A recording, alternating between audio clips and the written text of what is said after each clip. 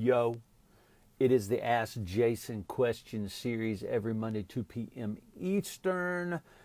Thanks for joining us. What people do is they send in questions about how to run a firm better, strategically, how to grow, the ups and downs of growth, the tricky things. And you know what? I always get questions after I do a webinar. I got a question from Roman.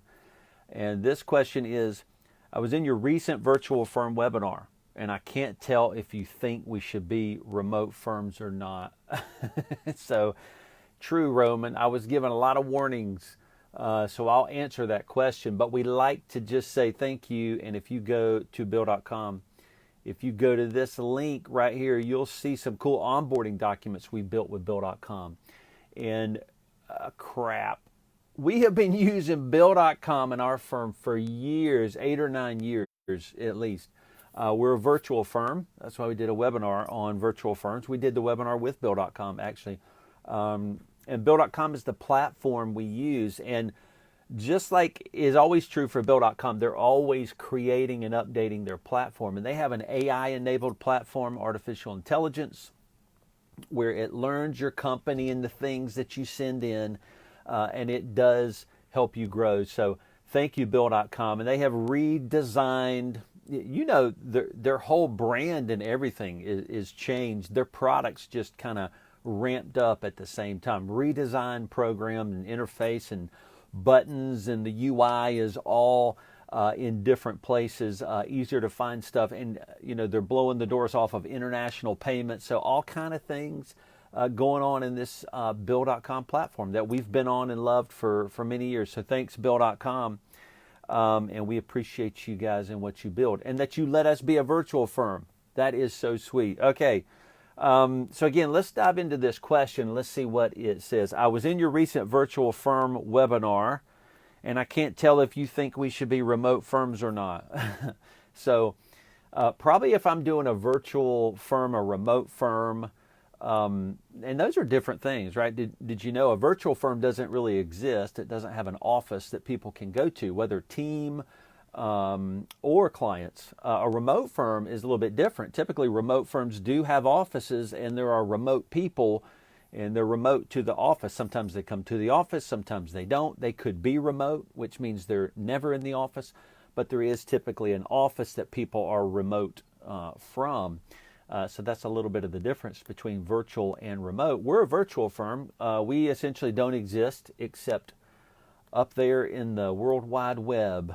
But you know what? I do give warnings. And Roman, that is a great question. Do I think it's right for you? It depends on what you want. Why did we do it? Well, we wanted to expand our brand. We had a particular niche, creative digital design and marketing agencies, which we still have. And we wanted to be everywhere. We wanted to serve those types of clients anywhere in the U.S. And it's not that an office restricted us, but going virtual forced us to live in a virtual way so that we could really build processes and serve clients virtually, digitally, just like our clients do. So we did it for a reason. We wanted to expand our brand. We've gotten a lot of benefits from it too.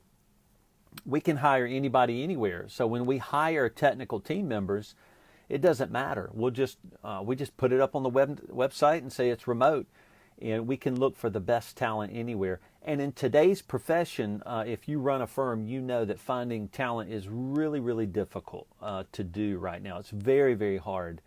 And so this is a great thing if you're a virtual firm to be able to find anybody anywhere. So that's why we did it. So Roman, I would say don't do it because it's a trend, and it is a trend.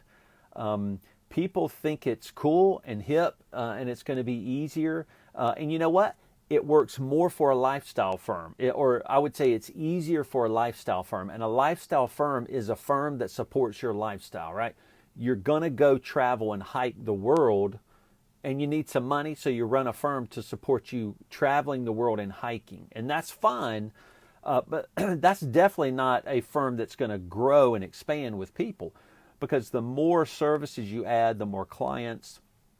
And if you add more team members, you're adding more revenue. You're basically adding more complexity to your business model. And when you add complexity to a business model, especially a service-based business model that is very human-centered, human-focused. It's a very emotional way to run a business. It is emotional for your team. It's emotional for you as a leader. If you're doing that, it can actually be more difficult to run a virtual firm. And that's because you don't have all of the things that humans really need to interact together, which is the nuance of being in a place, to see them, to hear them, to know if they're sad and happy without even using words. In a virtual firm, everything is asynchronous. And so you really, if you want to display emotion, you got to type it out. I'm sad. It really gets to be that clear. We use GIFs in our firm to display emotions through digital communication. So you have to build all these special ways that you want to represent who you are, because humans are very collaborative, communal type people, and virtual just kind of eliminates all that. So you do have to put some things in place in a virtual world to make a virtual firm successful and to grow in successful, healthy ways. And it's a little bit more difficult than an office. So we would say to you, Roman, you can't tell if I think people should be a firm or not. I would say you're going to get what it means, right? If you want to grow and expand, build a team, grow your clientele, a virtual firm is going to be a little bit trickier way to do it. But if it's supporting a lifestyle where you don't want employees, you want contractors, and you don't want more clients, then it's going to be a great lifestyle for you, because you can travel the world with a remote firm. It's pretty cool. So, Roman, I hope that helps. I would say this, we went from a brick and mortar firm after 12 years, and we're now 8 years going into a virtual firm. We're glad we did it, but there was a lot we had to learn, and we didn't anticipate or know what it was going to take. And so now that we've learned those things and we've put those things in place to be overt about our communication, to train our team in ways to help them be healthy in virtual places, we're now glad we did it because of the benefits we get. Of course, we are, right? Because all the clients we have and the team we have, we wouldn't have had we not done it. And we can't think about not serving these kinds of people and serving with the team we have. We love them. And so, of course, we're happy that it happened. So, Roman, I hope that helps. That's a little bit personal journey through what Julie and I have been through, my partner, on figuring out this virtual world. So thank you. And if you want to send a question to to ask the Ask Jason question series, you can send it to info@thriveal.com. info@thriveal.com, THRIVEAL.com, and we'll answer it on a live Ask Jason question series every Monday, 2 p.m. Eastern. Thanks so much for tuning in. We'll see you. Hope you have great holidays. Take care.